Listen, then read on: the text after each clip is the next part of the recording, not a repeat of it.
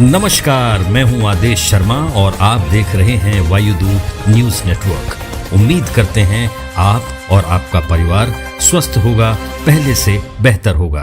अभी हमारे साथ हैं सोनी साहब जो बांदा यूपी से हैं।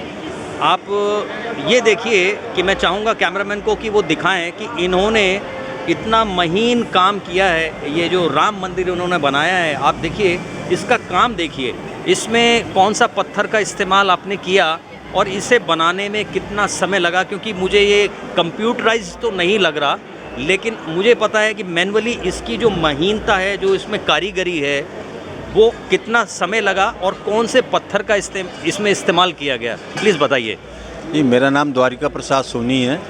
मैं उत्तर प्रदेश के जनपद बांदा से आया हूँ और मैं सजर हस्तशिल्पी हूँ। लगभग 40 वर्षों से मैं इस काम को, इस कलाकृतियाँ बनाने का काम कर रहा हूँ। 40 वर्षों से? जी। क्या बात है। इसमें मुझे 2001 में उत्तर प्रदेश सरकार के द्वारा स्टेट अवार्ड मिला था और 2011 में महामहिम राष्ट्रपति जी के द्वारा नेशनल अवार्ड प्राप्त। बहुत बढ़िया। सजर पत्थर बांदा केन नदी से निकलने वाला पत्थर है।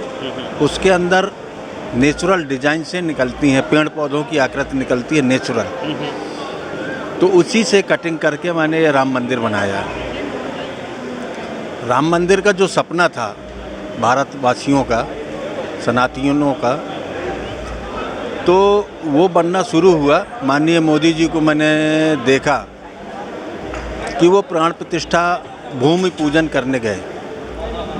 भूमि पूजन करने गए तो मैंने सोचा कि ये राम मंदिर हमारा जो बन रहा है वो जयपुर से पत्थर आ करके बन रहा है। तो हमारे पास इतना पुराना और सदियों पुराना पत्थर है, सजर पत्थर, क्यों ना मैं उससे बनाऊं।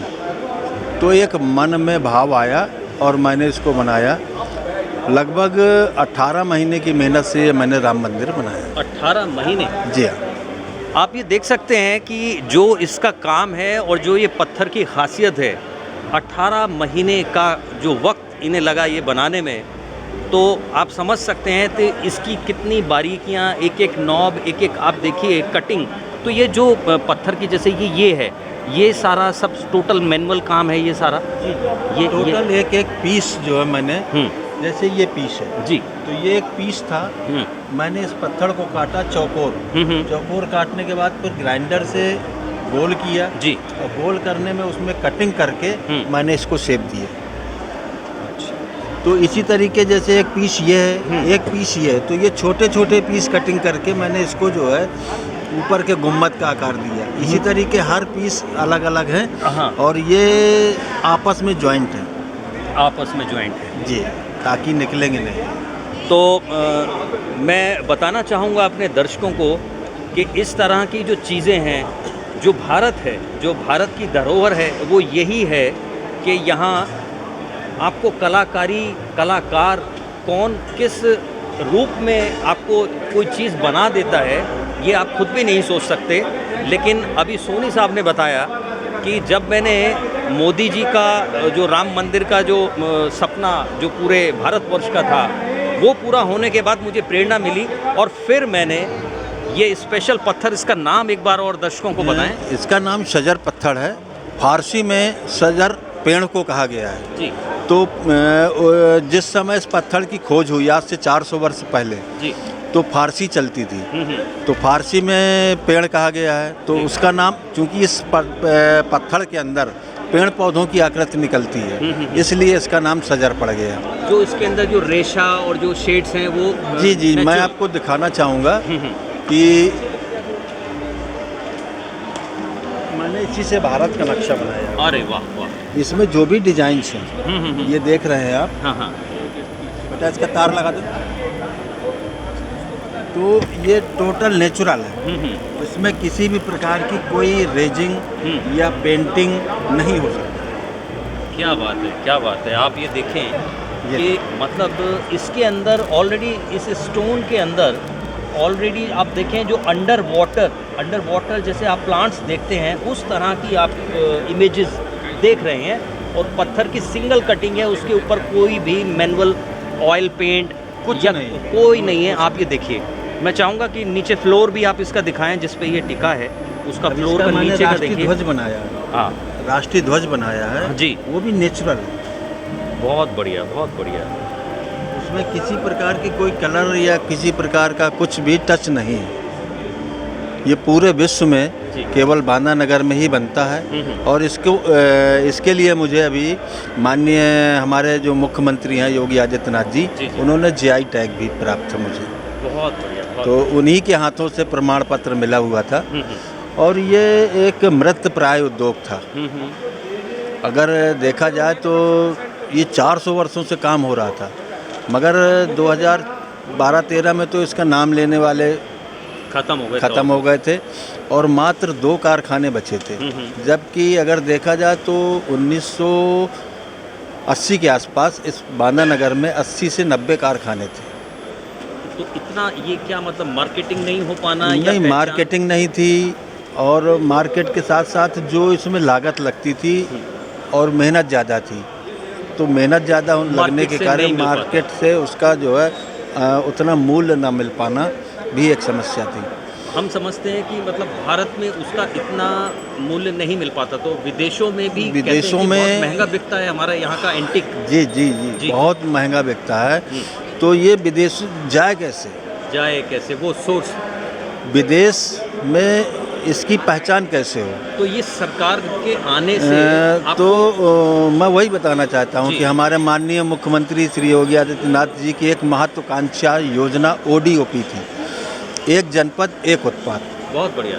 तो 2017 में जब सरकार बनी तो सरकार बनने के कुछ ही महीनों में उन्होंने ODOP की घोषणा की जी। उस घोषणा की तो 72-75 जिलों में सब जगह ये देखा गया कि कौन सा उत्पाद इस ज़िले का नाम रोशन कर सकता है। जैसे बिहार में मखाने को लेकर हाँ, बिहार में मखाना है, बनारस में मीनाकारी है, जी। मुरादाबाद में आपने सुना कि पीतल का काम है, कालीन है। तो इसी तरीके बांदा से सजर पत्थर को लिया गया। सजर पत्थर है ये? जी, सजर पत्थर है, ये डेंड्राइट एगिट है और इसको लिया गया। जब इसको लिया गया तो मात्र 2 ऐसे कारखाने थे जो चल रहे थे, एक मेरा था और वो भी मेरा चल रहा था कि मैं इस पत्थर से कलाकृतियाँ बनाता था, आइटम बनाता था। अच्छा। जैसे कालिंजर फोर्ट, हमारे यहाँ कालिंजर है, अजय दुर्ग है, आज तक उसको जीता नहीं जा सका। अच्छा जी, तो उसको मैंने सजर पत्थर से बनाया। इसके बाद इंडिया गेट बनाया, भारत का मैप आपके सामने है, उत्तर प्रदेश के मैप बनाए, बहुत सारी कलाकृतियाँ बनाई। तो इसमें मुझे रुचि थी तो मैं अपना यही बनाता रहता था, तो ये मेरा कारखाना चलता रहा। तो आपका जो जब ये ODOP में आ गया, ODOP की फुल फॉर्म क्या होती है? एक जनपद एक उत्पाद। एक जनपद एक उत्पाद, और ये जो हो पाया ये इस सरकार ने जो जितने भी इस तरह का काम करने वाले कारीगर हैं और शिल्पकार हैं उनके लिए एक जिसे कहते हैं कि उम्मीद जगी कि ये चीज़ बनेगी कैसे, उसको बेचेंगे कहाँ और उससे उस व्यक्ति को लाभ कैसे होगा, क्योंकि जिन लोगों का व्यवसाय ही ये है, उनका घर ही इसी से चलता है। तो वो एक जो नई अभी आज जैसे आपको यहाँ आपको स्टॉल दिया, तो आपसे कुछ चार्ज लिया गया या भारत सरकार की तरफ से आपको? जी नहीं, यहाँ पे कोई चार्ज नहीं है और ये हमें यहाँ पे मोदी जी को लाइव डेमो करके दिखाना था। अच्छा जी, ये गैलरी से सामने से प्रधानमंत्री जी निकले जी। उनके पीछे माननीय मुख्यमंत्री जी थे और उन्होंने राम मंदिर को सामने से देखते हुए मतलब पलट के भी देखा।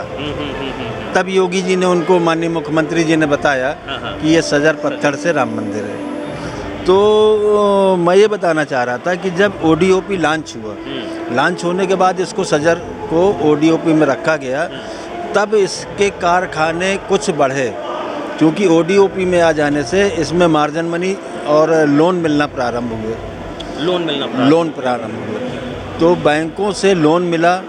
तो आज जो है बांदा नगर के अंदर 32 कारखाने लग चुके हैं, आ चुके हैं जी, और बराबर निरंतर कार्य में हैं। बहुत बढ़िया। और मैंने 444 लोगों को अभी तक रोजगार सिखा चुका हूँ। बहुत बढ़िया। और मेरा उम्मीद है कि मैं बांदा नगर से जो लोग पलायन करते हैं बाहर जाने के लिए, तो उनको रोक करके बांदा में ही मैं सजर पत्थर का कार्य सिखाता हूँ। उनसे कहता हूँ कि आप सजर का काम करें, इसमें घाटा कहीं से नहीं होगा। अगर घाटा होगा तो उसकी जिम्मेदारी मेरी है, सरकार की नहीं, मेरी है। मैं आपका माल खरीदूंगा, आप बनाइए और मैं उसको बेचूंगा। तो एक चूँकि सरकार ने इस उद्योग को प्लेटफार्म ऐसा दे रखा है कि जो आज तक की कभी सरकारों ने सोचा नहीं था। छोटे छोटे गांव से हस्तशिल्पी निकल करके इस नोएडा जैसे इतने बड़े इंडिया मार्ट में आकर के हमारे जैसे छोटे कार्यकर्ता इंडिया मार्ट में माननीय प्रधानमंत्री जी के सामने अपनी कला का प्रदर्शन करें, इससे बड़ी बात क्या हो सकती है। तो मैं तो माननीय अपने मुख्यमंत्री जी का और माननीय श्री प्रधानमंत्री जी का कोटि कोटि प्रणाम करता हूँ।